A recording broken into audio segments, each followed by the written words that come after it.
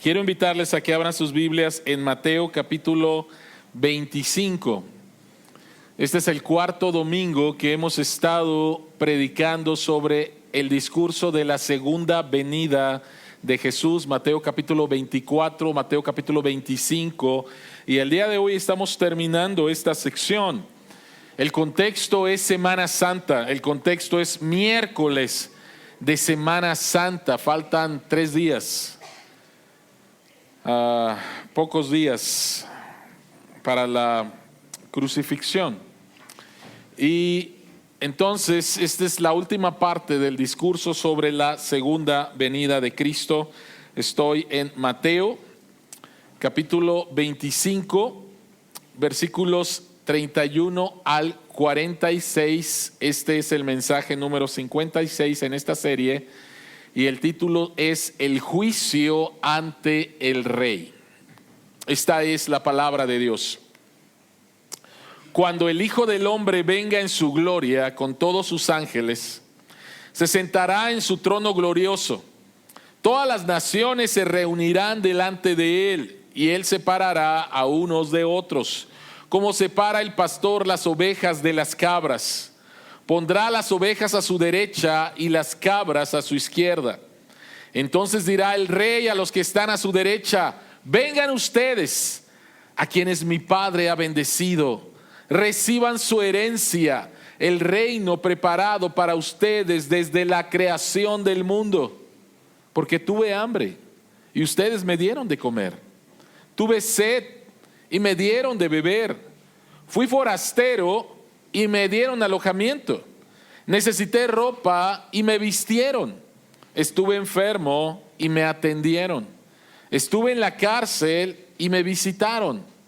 Y le contestarán los justos: Señor, ¿cuándo te vimos hambriento y te alimentamos, o sediento y te dimos de beber?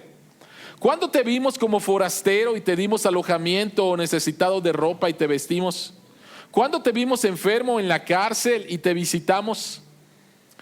El rey le responderá: les aseguro que todo lo que hicieron por uno de mis hermanos, aún por el más pequeño, lo hicieron por mí.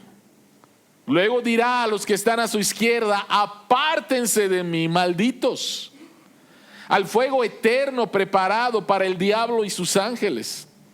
Porque tuve hambre y ustedes no me dieron nada de comer. Tuve sed y no me dieron nada de beber.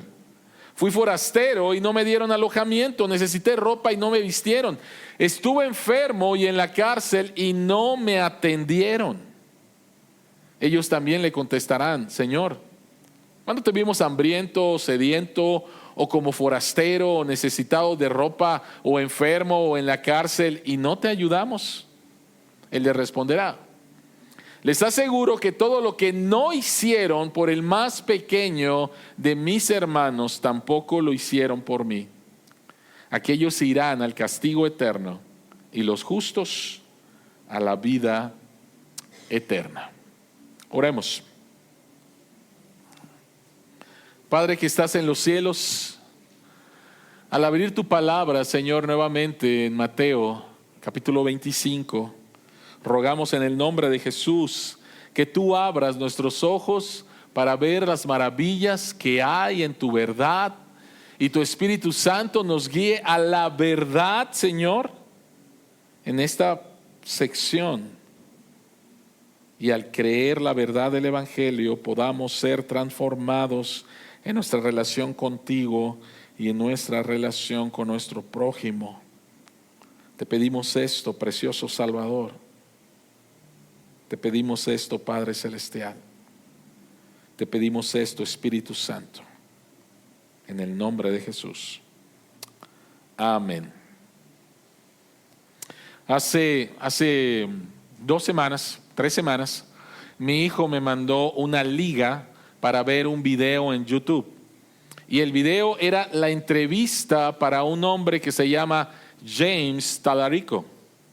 James Talarico es un candidato al Senado por el Partido Demócrata, Senado en el estado de Texas. Y este hombre fue entrevistado por alguien bastante conocido en los Estados Unidos, a lo mejor tú lo conoces, se llama Stephen Colbert. en un programa que es bastante popular. ¿Por qué entrevistó a este hombre que está como candidato demócrata al Senado en el estado de Texas?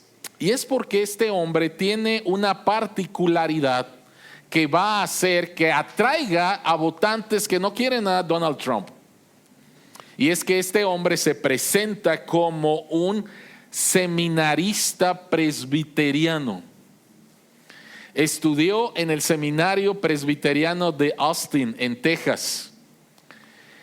Y no me sorprendió lo que dijo en esa entrevista.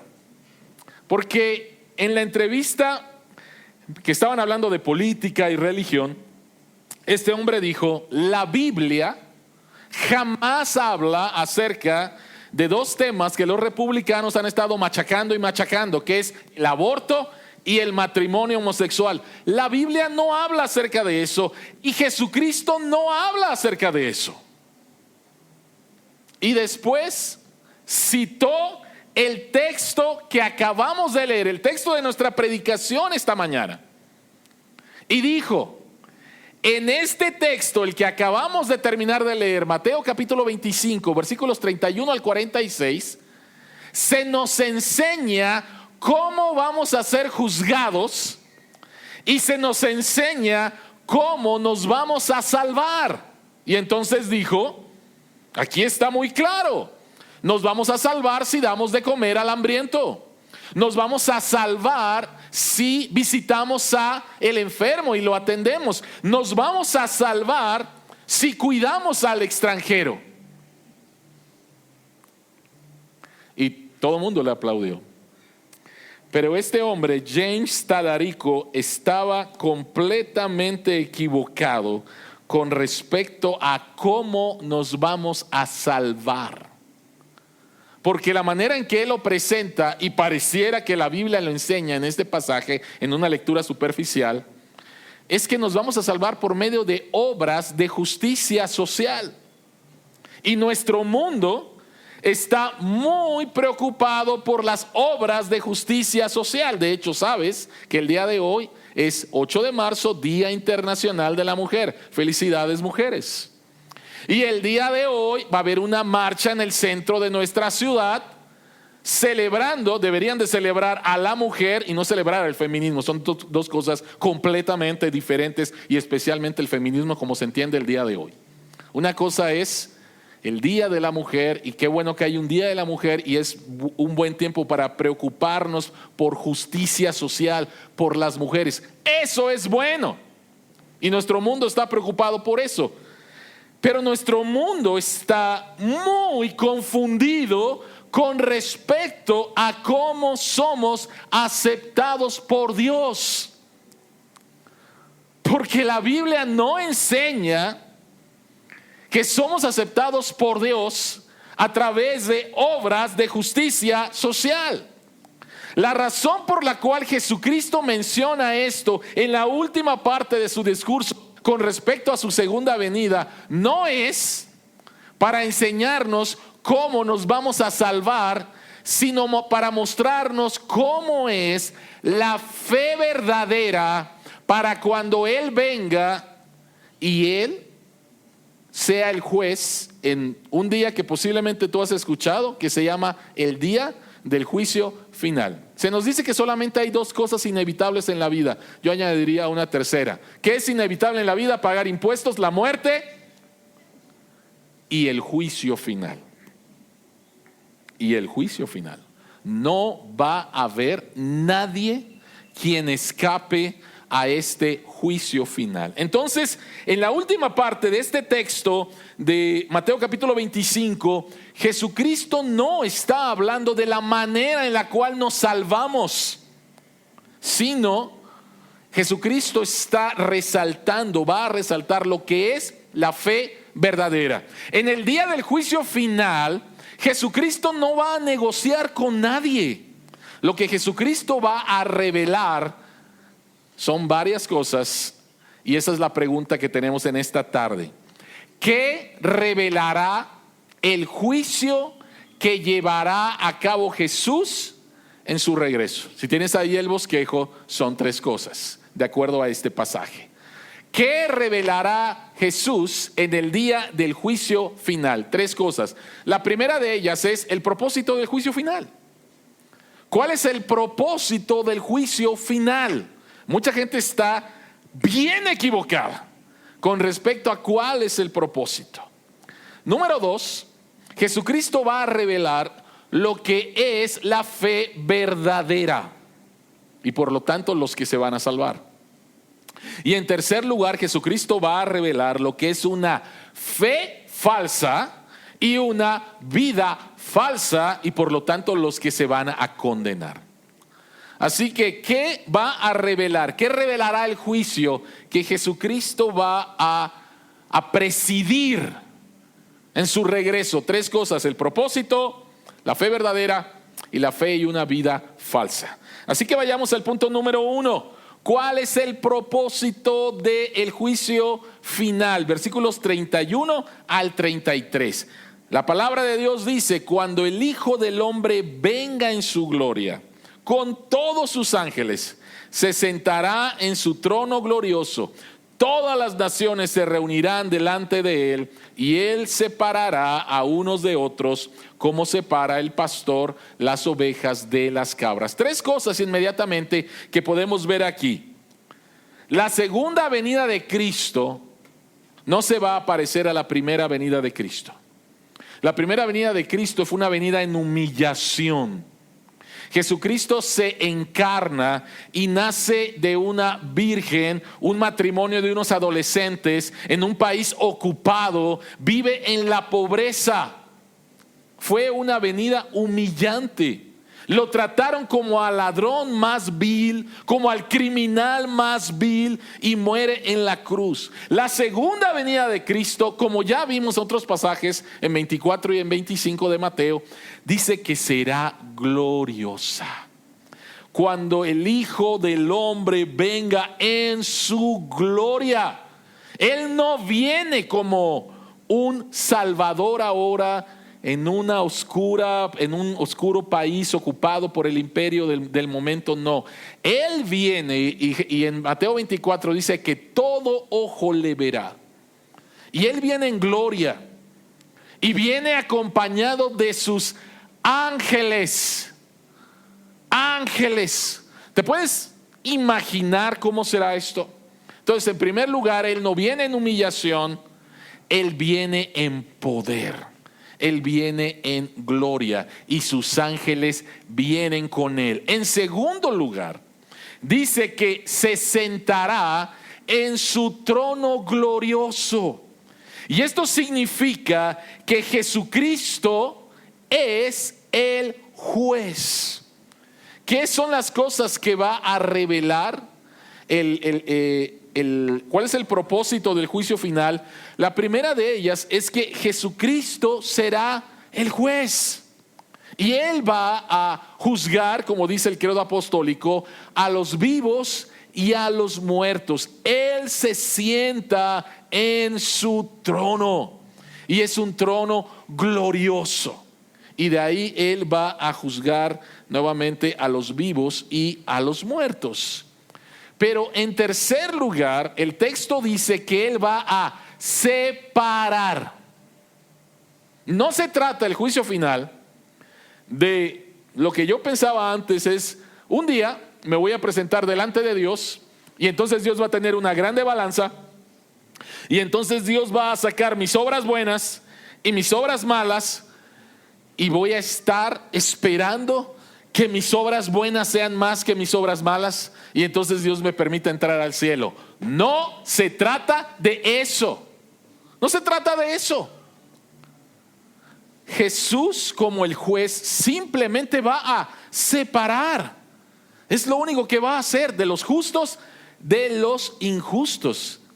Y lo que este texto nos está diciendo es que Jesucristo es 100% Dios. Este texto se nos presenta como el seguimiento de algunos textos en el Antiguo Testamento que hablan acerca del día del juicio final.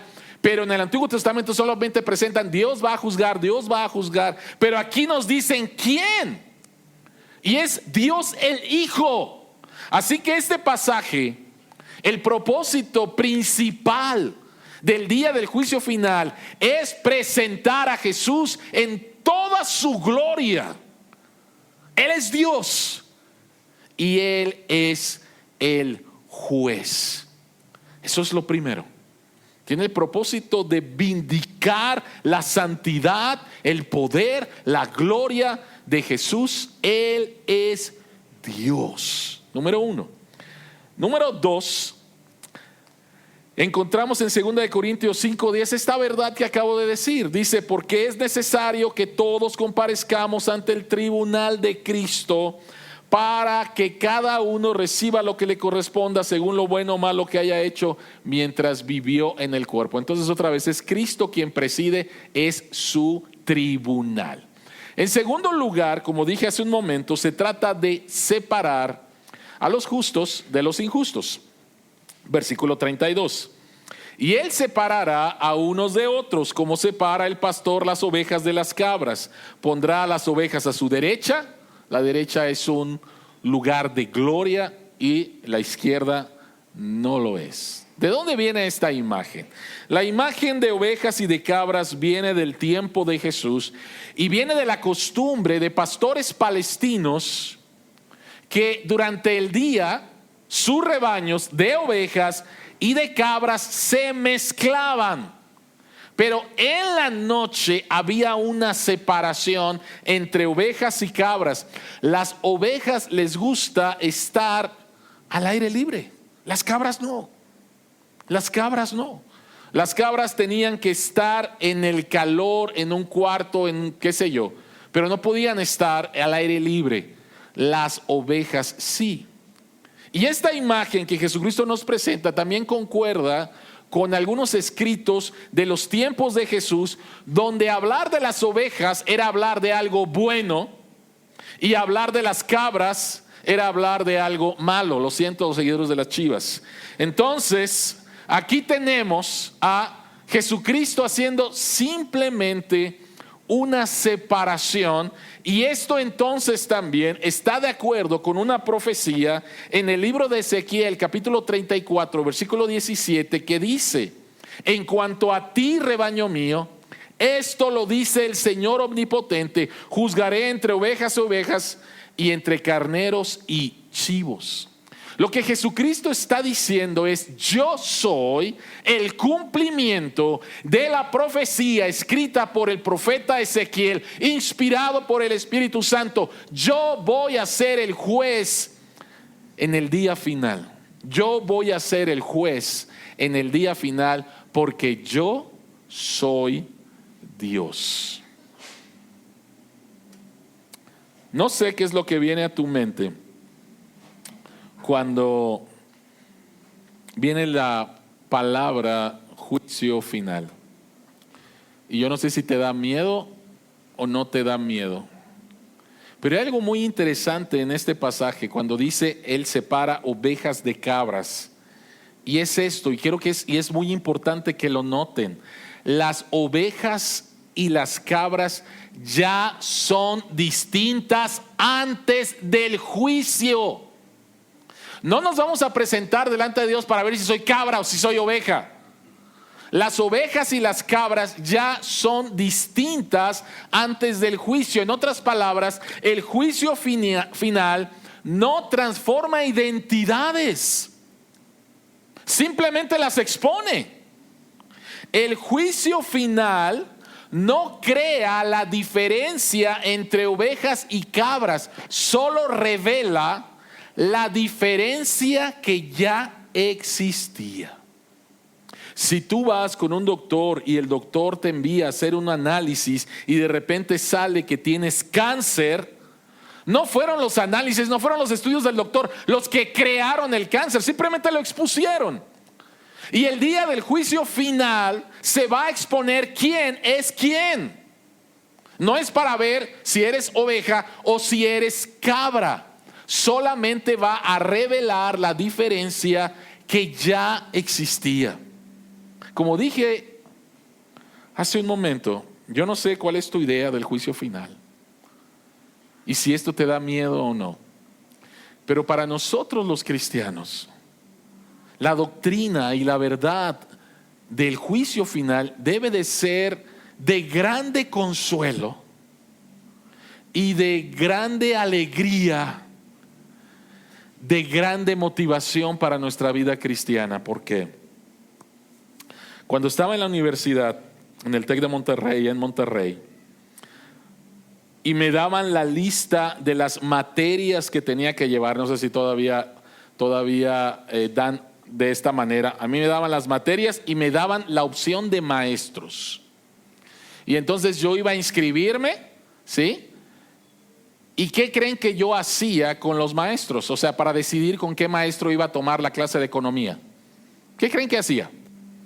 Iba a preguntar a las personas que estaban en un grado mayor que yo cómo era este profesor. Y lo que yo andaba buscando, en palabras de Monterrey, andaba buscando un profesor barco, ¿sí? ¿Qué significa un profesor barco? Significa que era bien fácil, ¿sí? Y lo que menos quería era un profesor perro, ¿sí? Alguien que te iba a hacer la vida difícil como estudiante y sus exámenes iban a ser horribles. Economía 1 la llevé con un profesor barco.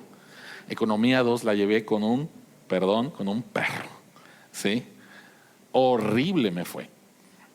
Al pensar en el día del juicio final y nosotros acercarnos al trono y estar ahí rodeado por toda la gente que ha vivido en este mundo y estar rodeado con los ángeles del cielo, y de repente te acercas ante el juez,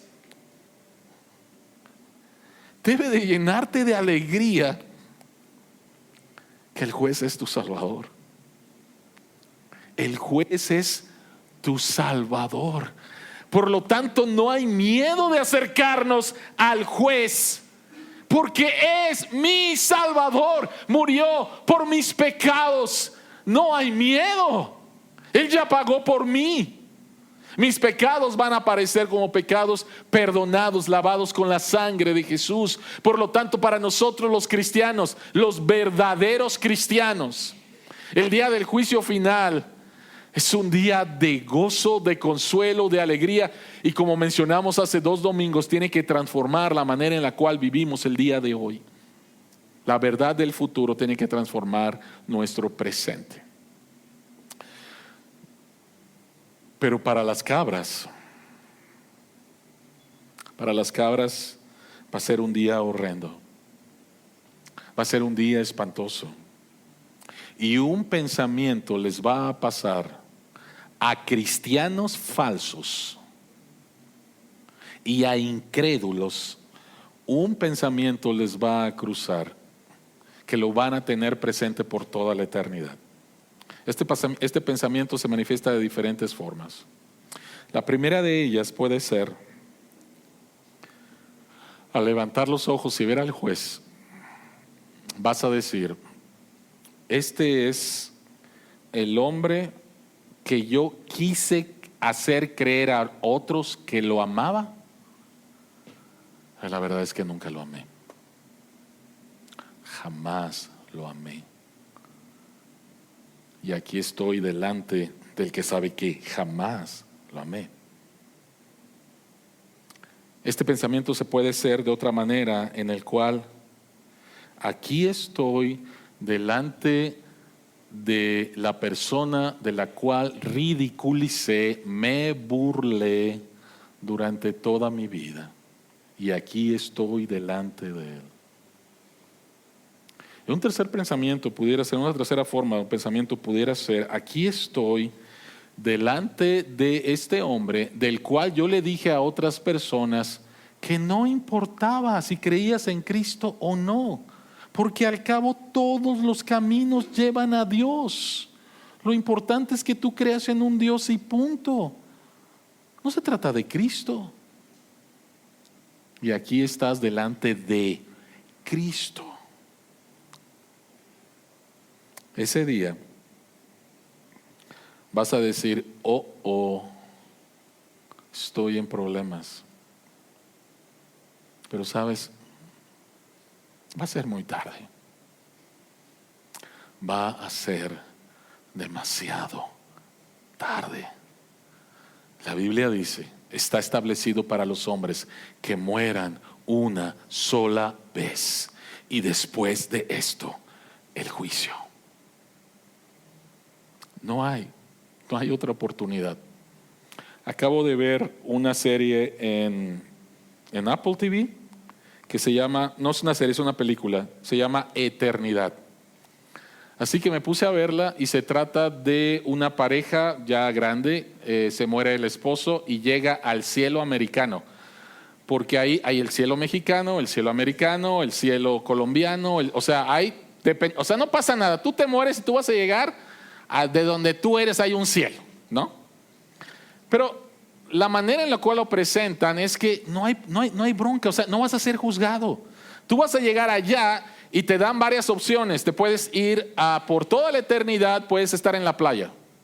Por toda la eternidad puedes estar en el bosque. Por toda la eternidad puedes estar con las feministas. Por toda la eternidad puedes estar con AMLO y Morena. Por toda la eternidad puedes estar con Felipe Calderón. O sea, está para todas las opciones, ¿sí? Y la película es chistosa, pero el mensaje es completamente falso. Totalmente falso. Hay otra serie que recomiendo en Netflix que se llama The Good Place. Si te gusta la filosofía y la cultura pop de, hace cuántos años, hace como 5 años, y se trata de 4 personas que se mueren y llegan al Good Place, supuestamente el cielo, pero no es el cielo.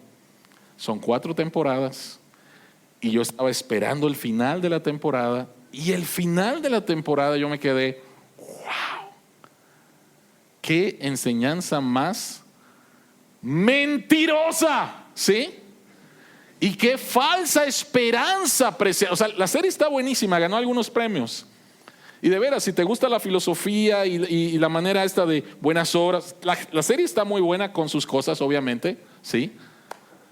Pero al final lo que presentan de la eternidad es tan malo, ¿sí? Tan malo.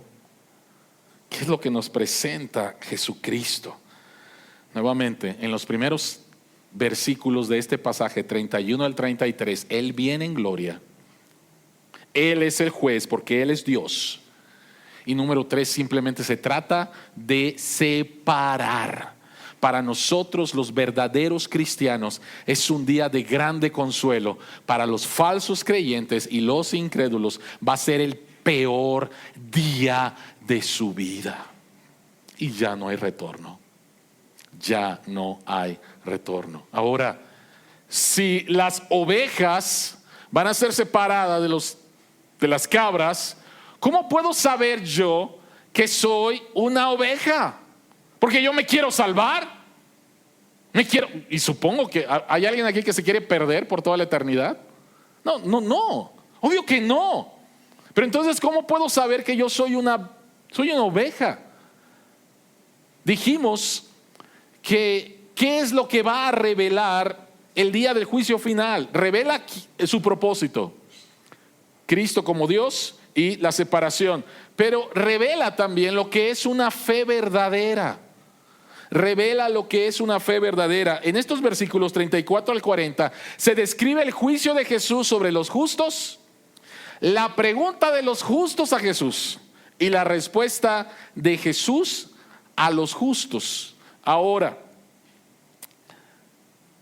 en una lectura superficial de este pasaje, pareciera que la entrada a los cielos se trata de hacer obras de justicia, ¿no? El texto dice: entonces dirá el rey a los que están a su derecha: vengan ustedes a quienes mi Padre ha bendecido, reciban su herencia en el reino preparado para ustedes desde la creación del mundo. ¿Por qué? Porque estaba enfermo, me visitaron; porque tenía hambre, me dieron de comer; estaba desnudo y me vistieron. Pareciera, pero no es así. De hecho, este pasaje tiene una prueba irrefutable con respecto a que la salvación nunca ha sido y nunca será a través de obras. Jamás, jamás. En estos versículos, versículo 34, dos cosas rápidamente. Número 1 dice: a quienes mi Padre ha bendecido. Tú no ganas una bendición, tú recibes una bendición, y eso es gracia. Y este pasaje apunta a Efesios capítulo 1, versículo 3, donde Pablo dice: bendito el Dios y Padre de nuestro Señor Jesucristo, que nos bendijo con toda bendición espiritual en los lugares celestes. ¿Sí? Entonces la bendición, estos benditos no fue porque lo ganaron. Una bendición no se gana, se recibe. Y después dice: reciban su herencia, el reino preparado para ustedes desde la creación del mundo. Si dijéramos que nos ganamos nuestra herencia y que vamos a entrar al cielo por nuestras obras, ¿cuál es el sentido de que haya un reino preparado desde antes de la creación del mundo? ¿Me estoy dando a entender? O sea, Dios prepara algo para las personas que todavía no existen, para personas que todavía no han hecho absolutamente nada. Entonces este texto nos dice que la salvación, como la Biblia entera lo enseña, nunca ha sido y nunca será por obras. Dios preparó este reino a personas que Él ha elegido por su gracia. ¿Cómo puedo saber que soy verdaderamente una oveja? Lo puedes saber si eres elegido. ¿Cómo puedo saber que soy elegido? Vamos para allá. ¿Ok? Pero lo primero tiene que ver con una elección.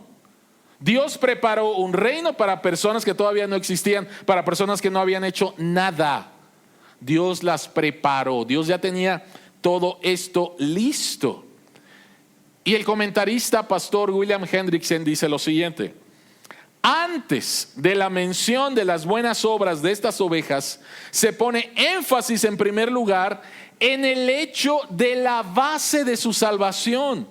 Y por lo tanto que estas buenas obras son el resultado de haber sido elegidos desde la eternidad. Las obras que Jesucristo señala de las ovejas no son la base, no es la raíz, es el fruto de haber sido elegido.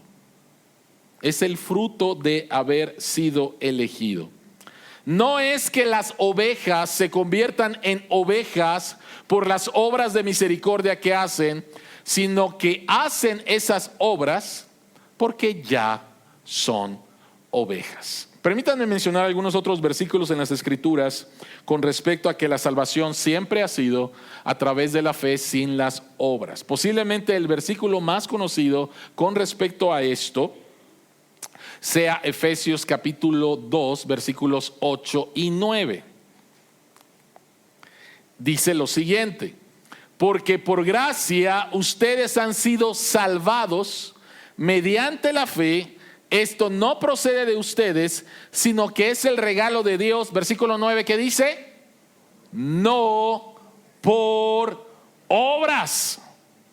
Salvación, no por obras. Ahora, el versículo 10 dice: porque somos hechura de Dios, creados en Cristo Jesús, ¿para qué? Para buenas obras, las cuales Dios dispuso de antemano a fin de que las pongamos en práctica. Entonces, la salvación no es por obras, pero todos seremos juzgados por obras. Jesucristo enseñó ambas cosas. La Biblia enseña ambas cosas sin disculparse. A ver, espérame, ¿qué estás diciendo otra vez? La Biblia enseña que la salvación es no por obras, sin obras, pero que el juicio va a ser por obras.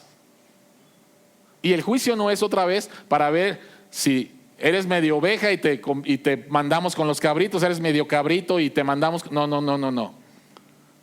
¿Por qué vamos a ser juzgados los cristianos? Ese es otro tema. Pero vamos a ser juzgados por obras para recompensas. igualmente los no cristianos. Grados de castigo. Cuando hablemos del infierno vamos a hablar acerca de este tema.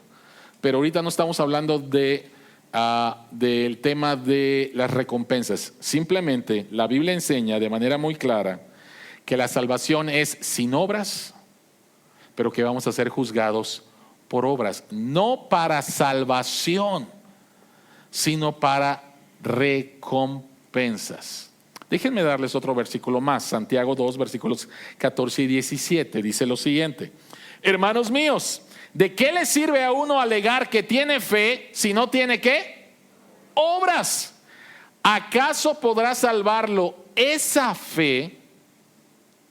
Hay personas que están en esta iglesia, hay personas que han estado en la iglesia de Cristo durante 2000 años que creen que son salvos.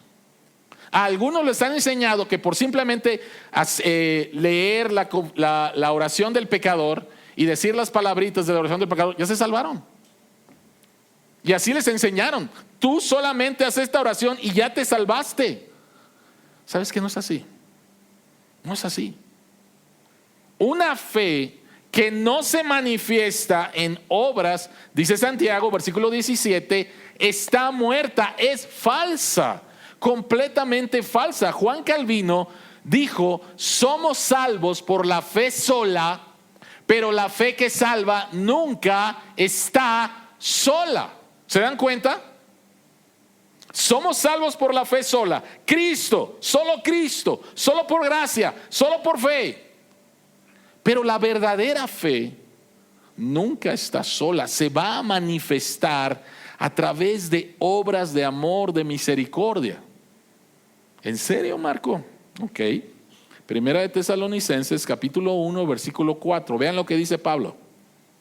Hermanos amados de Dios, sabemos que Él os ha escogido. Pablo, a ver, por favor, dime, Pablo, por favor, dime, ¿cómo sabes que Dios me ha escogido? Pablo le está escribiendo a la iglesia en Tesalónica y Pablo les dice: nosotros sabemos que Dios los ha escogido, iglesia.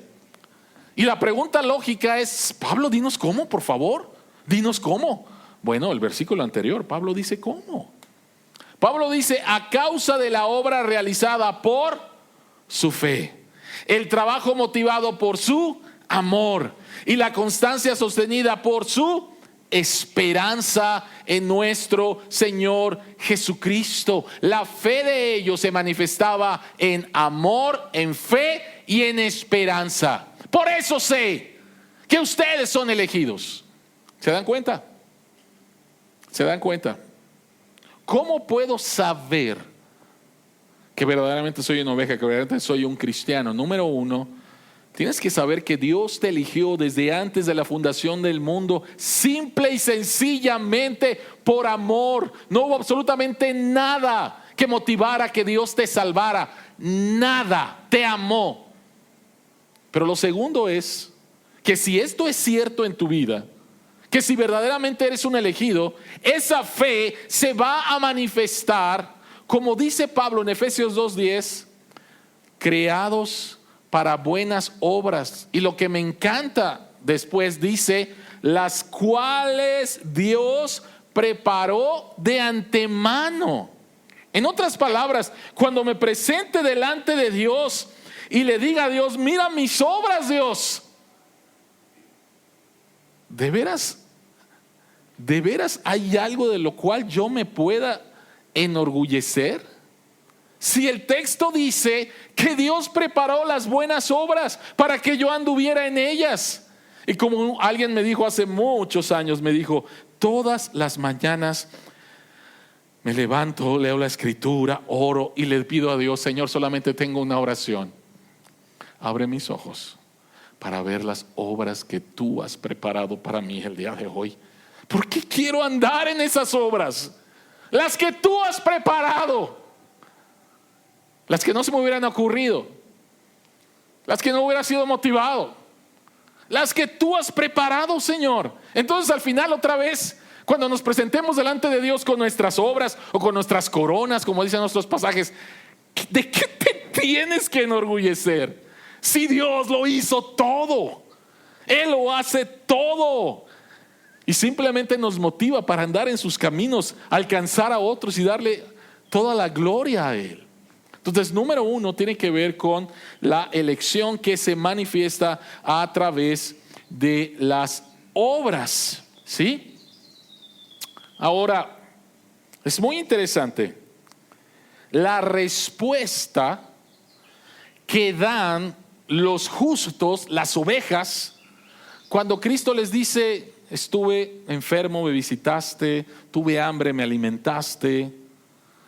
Vean por favor, dice: el rey le responderá: les aseguro que todo lo que hicieron por uno de mis hermanos, aún por el más pequeño, lo hicieron por mí. Una lectura rápida y superficial de este pasaje, y es la enseñanza que vas a encontrar en muchos lados, es que aquí se trata de ayudar al prójimo, de obras de misericordia, etcétera, etcétera, etcétera, ¿no? De ayudar al pobre, ¿no? Vamos a darle dinero al pobre, vamos a llevarle comida al pobre, etcétera, etcétera, etcétera. Pero por favor, quiero que noten el versículo 40. Quiero que noten el versículo 40. Dice que Jesucristo les responde: por uno de mis hermanos, aún por el más pequeño. Lo que Jesucristo está aquí es revelándonos quiénes son los receptores de las buenas obras de misericordia y de justicia que somos llamados a hacer y por las cuales vamos a ser juzgados. ¿Quiénes son los hermanos de Jesús? Aún el más pequeño, ¿quiénes son? Y te lo digo bien claro, la Biblia jamás enseña que un incrédulo es un hermano de Jesús. La Biblia no enseña eso. La Biblia no enseña eso. Entonces este pasaje, en primer lugar, está enseñando que los receptores de las obras de misericordia no son incrédulos, son hermanos de Jesús. Por favor, anoten estos versículos rápidamente si los quieres anotar. Mateo capítulo 10, versículo 42. Mateo capítulo 18, versículo 4, 6, 10 y 14. Mateo capítulo 12, versículo 50 y Mateo capítulo 28, versículo 10. Todos estos pasajes en el Evangelio de Mateo nos enseña que los hermanos de Jesús y el más pequeño de los hermanos de Jesús son los discípulos de Jesús. Es la iglesia de Jesús, no son los incrédulos. Es la iglesia de Jesús. ¿Recuerdan cuando Jesucristo está ministrando y llega y le dicen: oye, tu mamá y tus hermanos están allá afuera? ¿Se acuerdan de ese pasaje? Y Jesucristo, ¿quién dice? ¿Quién es mi padre? ¿Quién es mi madre? ¿Quiénes son mis hermanos? ¿Recuerdan lo que Jesucristo dijo? Los que hacen la voluntad de mi Padre. Así que cuando estamos leyendo este texto, debemos de entender que las obras de misericordia mostradas a cristianos en condiciones de necesidad son la evidencia de una fe verdadera. Son la evidencia de una fe verdadera. Ahora, algo que es bien importante para poder entender lo que es una verdadera obra es cómo estas personas respondieron a Jesús. Jesucristo les dice: oye, gracias porque cuando estuve enfermo me visitaste, me atendiste. Gracias que cuando tenía sed me diste de beber. Y entonces ellos dicen: oye, ¿cuándo? ¿Cuándo? Señor, ¿cuándo te vimos hambriento? ¿Cuándo te alimentamos? ¿Cuándo? Una verdadera obra, tú no te das cuenta o no la haces para decir: mírenme aquí, qué bueno soy. Las ovejas no sabían que estaban sirviendo a Cristo. Por lo tanto, no actuaron por recompensa, no actuaron por imagen, no actuaron por mérito, ni actuaron por reconocimiento. ¿Por qué actuaron? porque aman al pueblo de Dios. Simplemente por eso. Simplemente por eso. Dos personas pueden ir a hacer una obra de misericordia y ayudar a los pobres. Una de ellas lo hace por reconocimiento. Una de ellas lo hace para no pagar impuestos. Uno de ellos lo hace para poner en sus redes sociales: véanme qué bueno soy, reconózcanme. El otro simplemente lo hace por amor a Dios. Cuando nos convertimos en ovejas por la gracia de Dios, Dios nos da un nuevo corazón. Y este nuevo corazón tiene nuevas prioridades. Y empezamos a ver a la gente de una manera diferente. Y nos duele.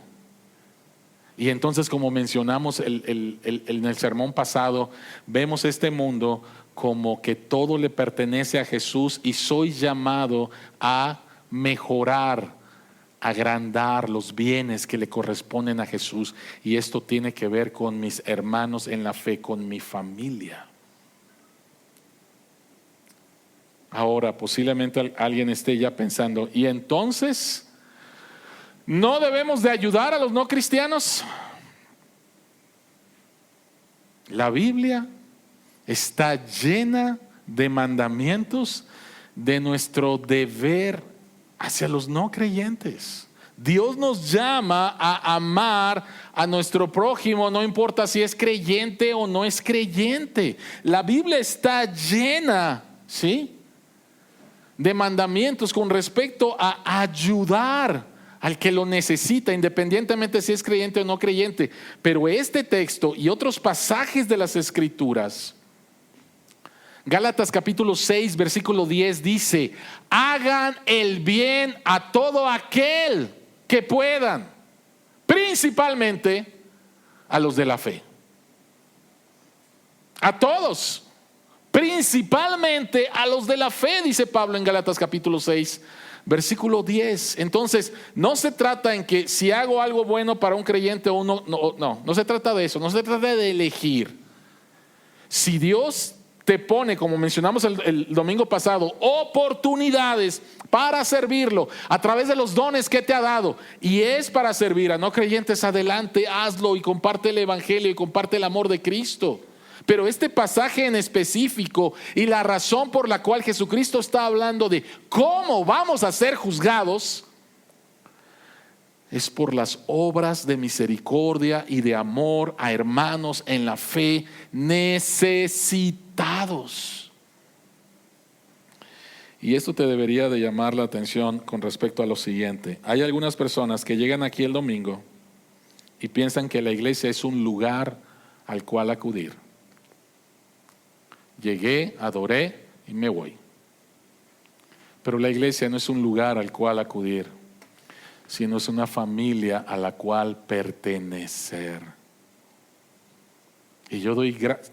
¿Saben una de las cosas que más me gusta de los domingos aquí en Cordero? Es que no se vayan, que se queden allá abajo platicando, porque se están conociendo, están averiguando qué pasó en sus vidas en esta semana. De ahí recojo información, me dicen: no, pastor esto, pastor aquello. Pero si tú llegas nada más aquí y dices que adoraste a Dios y inmediatamente vámonos, ¿en serio te interesa la familia de Dios?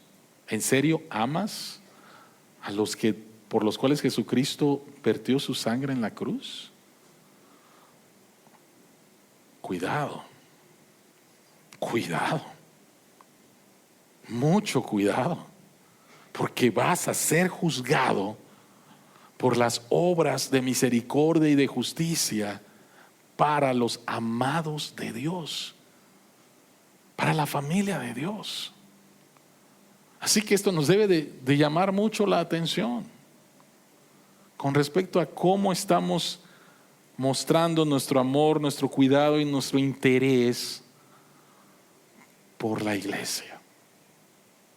¿Qué es lo que va a revelar el día del juicio final? Número 1, su propósito. Cristo es juez porque Él es Dios. Número 2, la separación, ovejas y cabras. Aquí no se trata nuevamente de ver quién se va a convertir. No, aquí ya se sabe, no va a haber un cambio, ¿sí? Número 2, la verdadera fe. La verdadera fe viene de saberte elegido y que esto sea nuevamente una tremenda motivación para adorar a Dios. Dios me eligió sabiendo todo lo malo que yo hice y sin embargo me amó y pagó por mis pecados. Wow. Y después la evidencia que si tú dices que eres, entonces tienes que mostrar verdaderamente que eres, en especial ayudar, servir al pueblo de Dios. Pero revela algo más. Revela una fe falsa y una vida falsa. ¿Por qué una fe falsa? Porque creíste que eras cristiano, pero nunca lo fuiste. Tu fe fue falsa, no dio fruto, ¿sí? Yo hice una oracioncita. No, yo fui y me bauticé. O sea, no hubo fruto. Tu fe es falsa. Y también va a revelar una vida falsa. ¿Por qué digo que una vida falsa? Fe falsa, falsos cristianos. Una vida falsa, los incrédulos. ¿Por qué una vida falsa? Porque Dios nos creó para Él. Y una persona que no vive para el propósito por el cual fue creado, vive una vida falsa, ¿sí? Entonces Jesucristo dice en el versículo 41, luego dirá a los que están a su izquierda, apártense de mí, malditos. Hay una orden, y esta orden tiene que ver con lo que tú decidiste. Yo no quiero vivir con Dios, o simplemente tengo una religión, pero no me importa Dios, ni me importa su iglesia. Entonces, como tú decidiste vivir apartado de mí, es lo que vas a recibir. Vas a vivir una vida apartada de mí en el lugar que enseñan aquí las escrituras y del cual vamos a hablar en unas semanas. El infierno. En lugar de benditos, Dios dice malditos. Malditos. Y en lugar de decir preparado desde antes de la creación del mundo para ellos, para los incrédulos, no dice eso. Dice el fuego eterno. ¿Para quién está preparado el fuego eterno? Para el diablo y sus ángeles. Ese era el propósito. Pero después para todos aquellos que decidieron vivir una vida apartada de Dios. ¿Cuál es la base de la condenación? ¿Cuál es la base de la condenación? Pareciera otra vez que se trata de no hice, o sí hice, o medio hice. Por favor, noten que este pasaje no está hablando de apártense de mí ustedes que robaron, apártense de mí ustedes adúlteros, apártense de mí ustedes mentirosos. ¿Se dan cuenta que no habla acerca de eso? Que no habla de pecados de comisión. ¿De qué pecados está hablando? ¿De qué pecados está hablando? Está hablando de pecados de omisión. Está hablando de cosas que debiste de haber hecho y no las hiciste. ¿Y qué fue lo que estos hombres no hicieron? Estas mujeres no hicieron. No amaron a Jesús y por lo tanto no amaron a los discípulos de Jesús. No sirvieron a los discípulos de Jesús. No curaron las heridas de los discípulos de Jesús. No le dieron agua a los discípulos de Jesús. No le dieron de comer a los discípulos de Jesús. No fueron a visitarlos cuando estaban encarcelados por injusticias. No alzaron su voz ante la tragedia en Nigeria, que están masacrando a cristianos. Pero sí pro Palestina o pro Israel. ¿Cuál es la base de la condenación? La base de la condenación es el pecado. Y lo que se enfatiza aquí son los de omisión. ¿Por qué? Porque estamos muy claros con respecto a sí hice ¿Qué tan claro está en tu mente lo que no has hecho? ¿Qué tan claro está en tu mente lo que no has hecho? No está muy claro. Ni pensamos en eso. ¿Sí? La base de la salvación es la gracia. La base de la condenación es el pecado. La base de la condenación es el pecado manifestado en no haber amado a Jesucristo. Ahora, hay algo que no tenemos que perder de vista, y es que el rey que juzga en Mateo capítulo 25 es el rey que fue juzgado en Mateo capítulo 27. Mateo capítulo 27, Jesucristo fue tratado como cabra. Jesucristo fue tratado como el más grande pecador que ha existido en toda la historia de la humanidad. El rey que juzga fue juzgado en nuestro lugar. En la cruz, Jesucristo tuvo sed. Es una de las 7 palabras de la cruz. Jesucristo tuvo sed. En la cruz, Jesucristo estuvo desnudo. En la cruz Jesucristo fue apartado. ¿Cuál es la razón?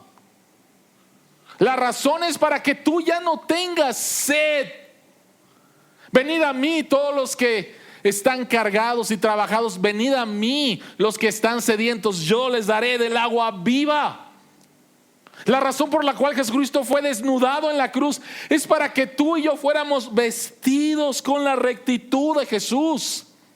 Y la razón por la cual Jesucristo fue condenado, apartado, es para que tú y yo no escuchemos la palabra malditos en el día del juicio final, sino benditos.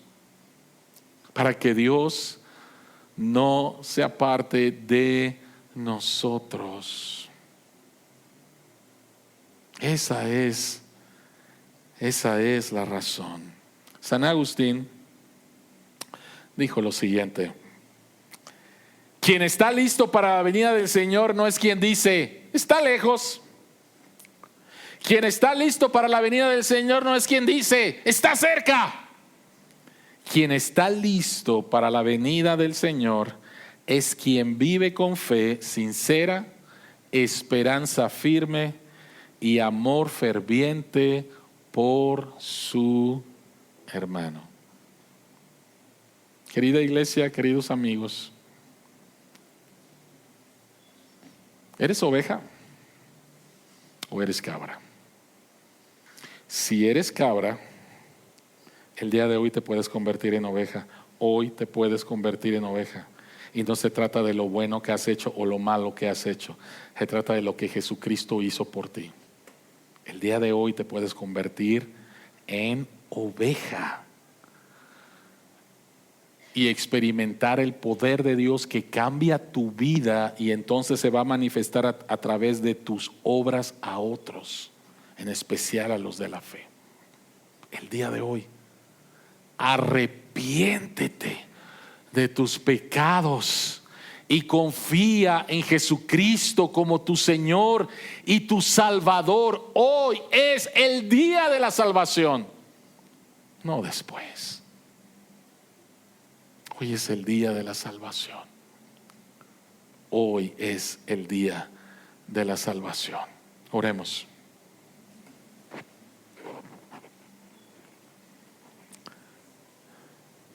Padre que estás en los cielos,